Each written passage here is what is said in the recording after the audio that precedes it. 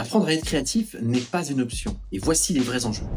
Salut, bienvenue dans cette vidéo. Alors aujourd'hui, je voulais prendre un petit temps pour souligner rapidement tout le chemin qu'on a parcouru jusqu'ici, depuis la première vidéo le 1er novembre à aujourd'hui, tout ce qu'on a appris dans les précédentes vidéos, et ce qu'on va voir ensuite cette semaine. En somme, vous êtes dans une vidéo très courte, mais importante, pour que vous ayez bien conscience des enjeux en question. Donc rappelez-vous, l'objectif de cette série de vidéos, c'est de vous aider à déchaîner votre inspiration pour créer des compositions mieux maîtrisées et plus expressives. D'ailleurs, je vous remercie énormément pour tous les retours que vous m'avez fait jusqu'ici. Vous êtes plusieurs centaines à me suivre que sur tous les réseaux sociaux différents, depuis la newsletter, depuis YouTube, depuis Facebook, et je reçois des commentaires très positifs de partout, sur tous les réseaux, par email, et même IRL dans la vraie vie. Et pour ça, merci. Merci énormément, ça fait chaud au cœur de voir que tout ce que je peux vous partager vous sert, parce que en tant que professeur de musique dont l'objectif c'est d'enseigner l'essentiel de la composition, et ben ça fait chaud au cœur quoi.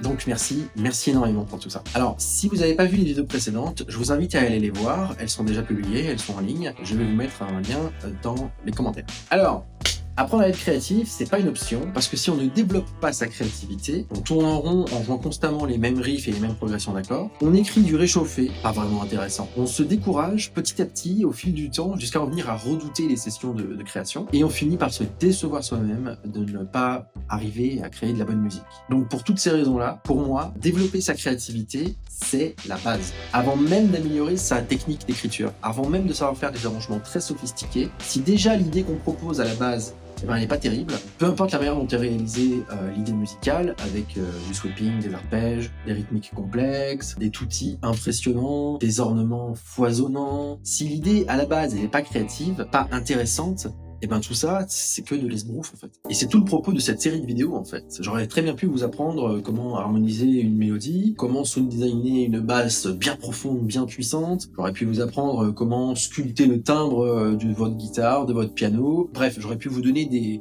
du contenu très technique, mais vous seriez passé en fait à côté de l'essentiel de la composition. Savoir créer de vraies bonnes idées musicales. Au cours des semaines précédentes, on a vu que développer votre créativité permet d'améliorer les qualités esthétiques de vos musiques grâce aux recherches créatives, grâce aux analyses de corpus d'œuvres, mais aussi permet d'améliorer la qualité de communication de vos musiques. Elles sont à la fois moins lassantes et moins bizarres. On a vu que c'est pas réservé qu'aux génies touchés par la grâce et que chaque année, à travers le monde, des millions d'artistes émergent et proposent leur album, leur musique au monde. Et ces millions d'apprentis artistes apprennent évidemment à eux aussi à développer leur créativité.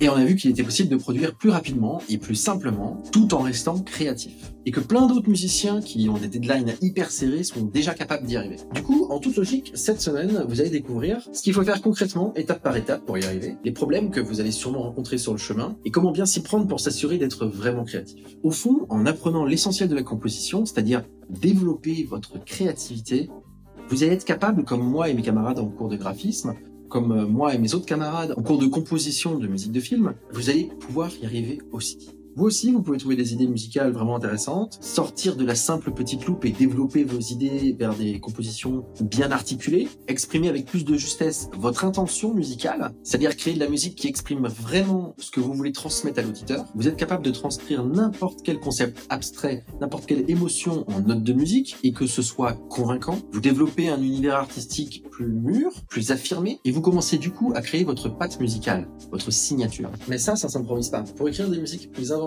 et plus expressive, il y a un processus d'écriture à suivre étape par étape. Et sans ce processus créatif, on ne sait pas trop par où commencer et on tourne en rond sur son instrument dans l'espoir qu'une bonne idée émerge par accident. Alors ce sera fun, mais tout ça, ce sera pas du tout efficace. Et à tous les coups, on finit par écrire des petites loupes qui ne mènent nulle part. Au final, on crée des musiques pauvres et convenues, on devient insatisfait de son travail, on se démotive, on laisse tomber et on finit par devenir le boulet du groupe. Alors qu'avec la bonne méthode, avec le bon processus d'écriture, vous allez créer de la matière sonore qui correspond exactement à ce que vous voulez exprimer, au concept abstrait de votre musique, l'émotion que vous voulez véhiculer, tout en restant savoureusement surprenant. Donc voilà, je pense que c'était indispensable de faire cette vidéo pour vous transmettre les enjeux de la créativité et vous inspirer en vous montrant que oui, c'est atteignable par tout le monde, et même pour vous.